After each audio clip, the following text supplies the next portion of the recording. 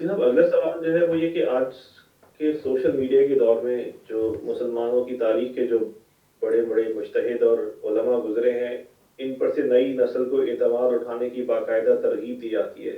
اس میں جی تابعین ہیں، ائمہ مجتہدین ہیں، اور اس کے بعد کے جتنے آنے والے بزرگ ہیں، جو بڑے بڑے نام جس میں امام ذہبی ہیں، حافظ ابن حجر ہیں، پھر متأخرین میں شاہ ولی اللہ ہیں، ان سب سے اعتبار اٹھانے کی ایک طرح سے ترغیب دی جاتی ہے، اور یہ کہا جاتا ہے کہ آپ قرآن اور حدیث جو ہے اس سے جو مسائل ہیں وہ آپ دیکھیں، کیونکہ یہ حضرات جو ہیں ان سے غلطیاں جو ہیں وہ ہو سکتی تھی، تو صرف معصوم جو ہے حضور صلی اللہ علیہ وسلم کی ذات ہے، اور ان کے بعد جو ہے کوئی بھی معصوم نہیں ہے.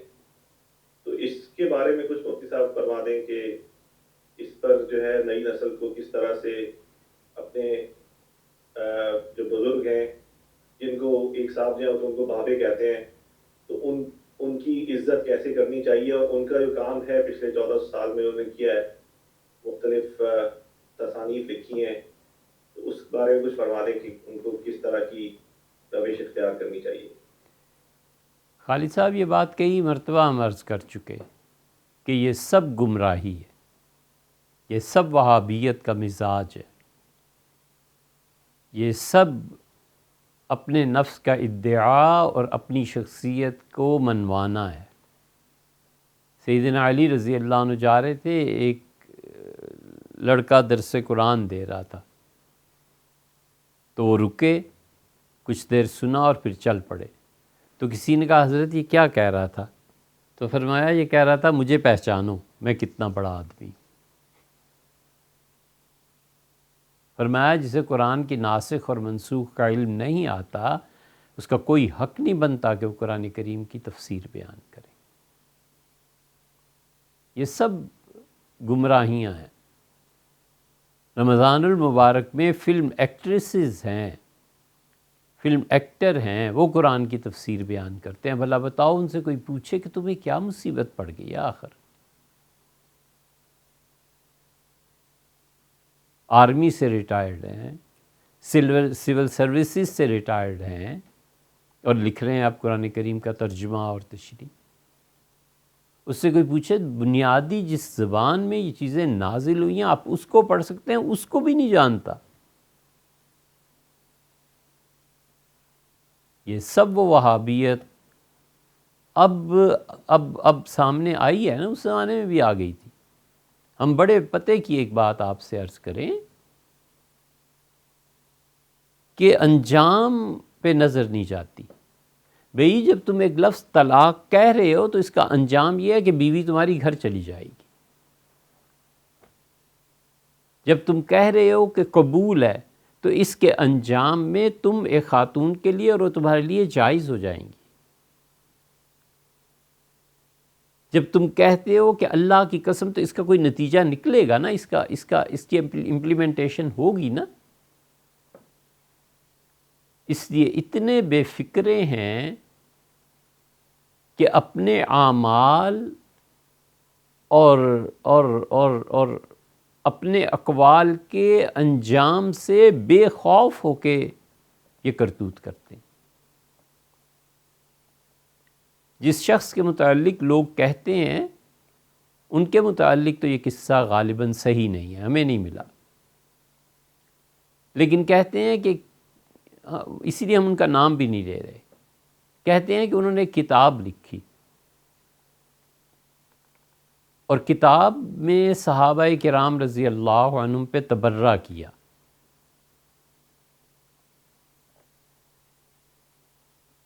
تو اپنے زمانے کے چونکہ بڑے آدمی تھے، شہر میں خبر پھیلی کہ بہت بیمار ہو گئے ہیں اور ممکن ہے کہ نہ بچ سکیں.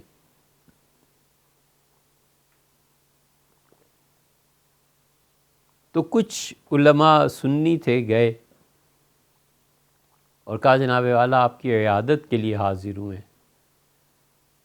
تو انہوں نے کسی سے کہا کہ آپ تو طبیب بھی ہیں، حکیم بھی ہیں، اچھا ہوا آپ تشریف لائے، قے نہیں رک رہی.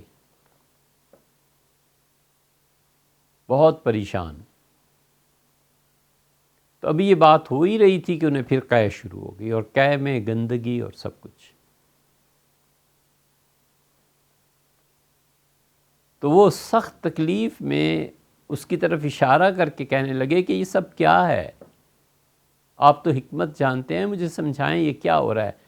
انہوں نے کہا وہ جو اپنی کتاب میں تم نے لکھا تھا نا صحابہ رضی اللہ عنہ کو جو گالیاں دی تھیں، یہ اس کا نتیجہ ہے۔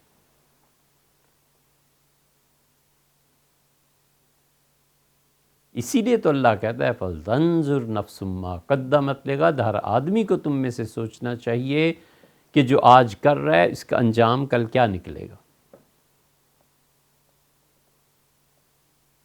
زندگی آپ نے ساری گزاری ہے کسی اور فیلڈ میں، اب آ کے آپ پرچار کرنے لگے ہیں اسلام کا، یار عبادت کریں، اللہ کو راضی کریں، آپ کسی اور دنیا میں جائیں، اس دنیا کو چھوڑ دیں علم اور فتوے کو۔ اور خطرناک چیز یہ ہے کہ ادب نہیں سیکھا۔ ڈرنا چاہیے، اللہ جس شخص کی شکایات ہیں اس کے ساتھ تو جو بھی کرے، مگر ایسے نہیں ہوتا کبھی بھی کہ اللہ اپنے دوستوں کو اس کے حوالے کر دے کہ تم جو مرضی تنقید کرو اور جیسے بے ادبی کرو ان کی۔ خدا کو اپنے دوستوں پہ غیرت نہیں آتی۔ ابن حجر ہیں، ذہبی ہیں، یہ شاہ ولی اللہ ہیں، شاہ عبدالعزیز ہیں رحمہم اللہ، اللہ تعالیٰ ان کی قبروں کو منور فرمائے، وہ زندگی میں بھی اور موت بھی ان کی خاص خدا کی رحمتوں کا اظہار تھا۔ حافظ ابن حجر رحمۃ اللہ علیہ کو لوگ کیا سمجھے بیٹھے ہیں۔ حافظ صاحب رحمۃ اللہ علیہ کا انتقال ہوا قاہرہ میں اور جون میں، اور شدید گرمی تھی، جون تھا جولائی کیا ہوگا، لیکن بہرحال شدید گرمی تھی۔ اور لوگ کہتے ہیں حافظ ابن حجر رحمۃ اللہ کا جنازہ جب اٹھایا گیا تو قاہرہ میں جگہ جگہ لوگ کھڑے تھے اور پانی جانے والوں کو پلا رہے تھے، اور خدا کی رحمت برسنا شروع ہوئی، جنازہ اٹھا، حتیٰ کہ حضرت حافظ ابن حجر رحمۃ اللہ کا جنازہ رکھا گیا اور مسلسل بارش اس پہ برستی رہی۔ ہمارے استاد تھے قاری عبدالرشید صاحب رحمہ اللہ، یہ ہم نے جون میں خود ان کے جنازے میں دیکھا، ہم خود لاہور گئے اور جب جنازہ اٹھا تو بارش برسنا شروع ہوئی تدفین تک، اور صرف جنازے میں بھی پہلی 2-3 صفوں پہ ہی بارش ہو رہی تھی، باقی سب گرمی گرمی۔ تم ان کے مقابلے میں آ جاؤ گے؟ اس لیے بچوں کو قطعاً تربیت میں اس کی اجازت نہیں ہونی چاہیے کہ کسی کی بھی بے ادبی کریں، انہیں اہل علم کی مجلس میں لے جانا چاہیے۔ یہ تو والدین کو چاہیے نا کہ تربیت میں یہ خاص طور پر سکھائیں۔ ایسی ہی یاد آ گئی بات، حضرت شیخ مولانا زکریا صاحب رحمۃ اللہ نے لکھا ہے، حضرت فرمایا والد صاحب مجھ سے کہتے تھے جب حدیث پڑھنے کا زمانہ میرا شروع ہوا تو والد صاحب رحمۃ اللہ فرماتے تھے کہ ابھی ٹھہرو ابھی ٹھہرو۔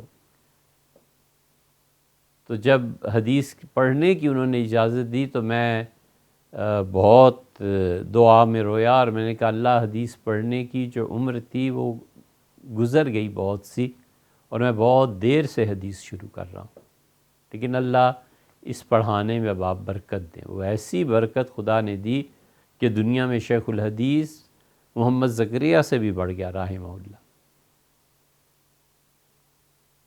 تو والد صاحب نے ایک دن مجھ سے کہا کہ پہلے تو تم کتابیں پڑھتے رہے ہو، عربی گرامر کی، صرف نحو وغیرہ وغیرہ، بیٹے یہ ضائع ہو جائے تمہیں یاد نہ رہے اس کی فکر نہیں، لیکن اب جب تم حدیث پڑھنا شروع کر رہے تھے تو میں چاہتا تھا کہ تمہیں سمجھ آئے کہ اگر اس معاملے میں کسی کی بے ادبی ہو گئی نا تو دین ہی برباد ہو جائے گا، اس لیے میں نے تمہیں روکا تھا کہ تم پہلے ادب سیکھو، احترام سیکھو، پھر اس کے بعد حدیث پہ آؤ۔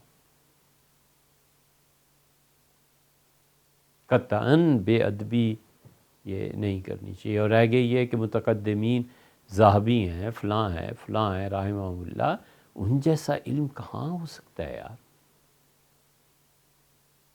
اور یہ کس نے حق دیا ہے کہ ان کی باتوں پہ یہ محض عقل سے تنقید کرتے پھریں؟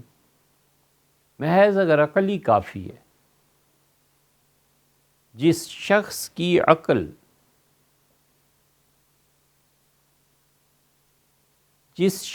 عقل نے یعنی جس شخص کی عقل کا جنم اللہ کی محبت کے علاوہ ہوا ہے نا، وہ عقل برباد کرے گی، اور جہاں سے اس نے جنم لیا ہے وہ پہلے ہی برباد ہے۔ عقل صرف وہی قابل تسلیم ہے جس کی ماں اللہ کا عشق ہے، بس اللہ کی محبت سے جو عقل پیدا ہوتی ہے، یہ بچہ صحیح ہے، یہ ٹھیک ہے۔ اور جس شخص کی عقل اللہ کی محبت کے علاوہ کہیں سے آ رہی ہے نا، وہ سب گمراہی ہے، سب ظلمت، نہیں جانا چاہیے، نہیں جانا چاہیے، بہت خطرناک راہیں۔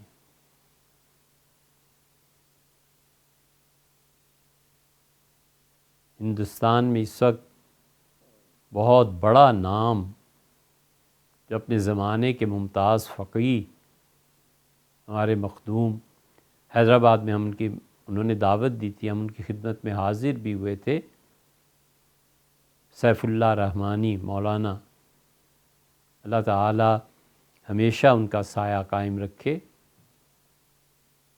معرکۃ الآراء چیزیں ان کے ہاں ہیں، اللہ نے بڑے علم سے نوازا، حیدرآباد والوں کی خوش قسمتی ہے کہ اتنی بڑی ہستی وہاں پہ ہے۔ حضرت نے فرمایا کہ میں جن جن چیزوں کو پڑھتا تھا، یعنی ان کے مطالعے کا حال اب تو معلوم نہیں کتنا ہو، لیکن حضرت فرماتے تھے کہ میں عصر کے بعد بیٹھتا ہوں پڑھنے کے لیے، اور پھر رات گئے تک 1 بجے تک، 2 بجے تک، اور کبھی کبھی فرمایا کہ فجر تک بس پڑھتا رہتا ہوں، اپنا کام کرتا ہوں۔ جس شخص کا مطالعہ اور سب، اس کی عظمت کا کوئی ٹھکانہ ہے۔ خود فرماتے تھے کہ ایک وقت آیا پڑھنے کا اتنا تھا کہ میں نے نیاز فتح پوری کو پڑھنا شروع کر دیا۔ ان کی اردو بہت اچھی تھی، سب چیزیں اچھی تھیں۔ والد کو پتہ چلا تو بالکل سختی سے منع کیا، ان کا اسے نہیں پڑھنا، اس لیے کہ نیاز فتح پوری کے مضامین پڑھ کے آدمی گمراہ بھی ہوتا ہے، حتیٰ کہ کفر تک جا پہنچتا ہے، والعیاذ باللہ۔ خیر، اب تو نیاز فتح پوری کا دور سب گزر گئے، لیکن قطعاً یہ جتنے بھی بے ادب ہیں نا، قریب بھی نہیں پھٹکنا چاہیے۔ مثنوی کو پڑھ لو، مثنوی میں لکھا ہے مولانا نے کہ بے ادب محروم گشت از فضل رب، جو بے ادب ہو جاتا ہے اللہ کے فضل سے محروم ہو جاتا ہے، اور پھر وہ اکیلا ہی نہیں جلتا، اس کی بے ادبی کی آگ ایک جہان کو جلا کے رکھ دیتی۔